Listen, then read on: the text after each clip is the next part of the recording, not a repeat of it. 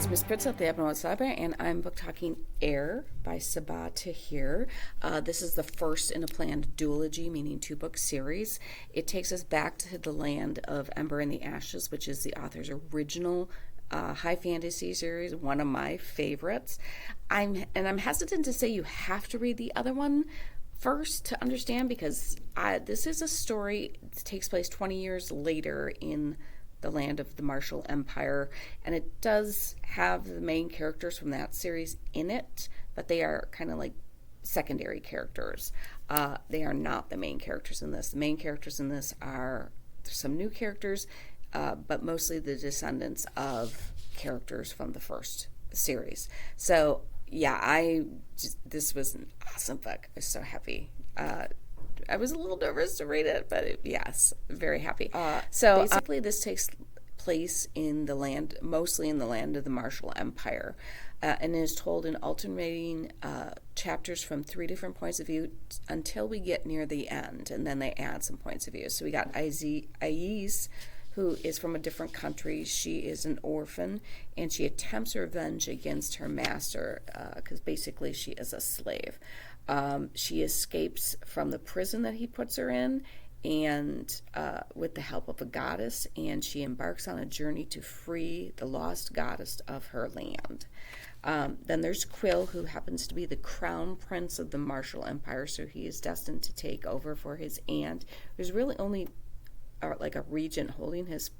She is the empress, but she's holding his place until he's old enough, which is coming soon. Now, Quill has magic, but he hides it and resists it. He has grown up with the tribes, which you'll kind of understand. Like, I know what that means significantly because I've read the other series, but you'll get an idea. Like, basically, his aunt wants him to know all of the people in his country, not just the city people. He is loyal to the Empire, but he also wishes that he did not have to take the crown, and is haunted by the death of his father and the terrible deeds that his father did, and he really discovers himself when his country is attacked by a foreign power. And then we have Saoirse. Saoirse is a tracker of people and things. It's a magical power she has. She has just lost all her money that she has saved in an attempt to leave the Empire, and she is hired to find a magical murderer of women and children. She has been exiled from her people called the Junidai. Then later we add these 2 other points of view, which is Ciro, who is a childhood friend of Aziz, the orphan, who's trying to find the lost goddess, and he hates the country that his war is waging against the Marshall Empire.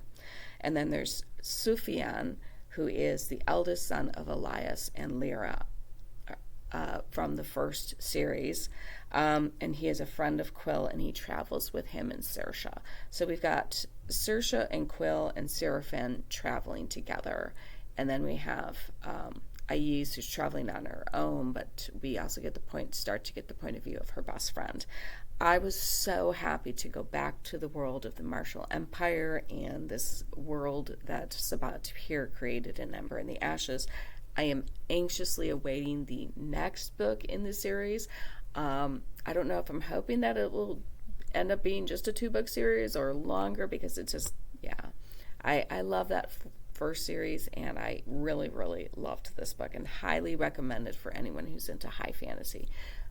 However, if high fantasy is not what you're into, I will help you find something else. Have a fantastic day and keep on reading.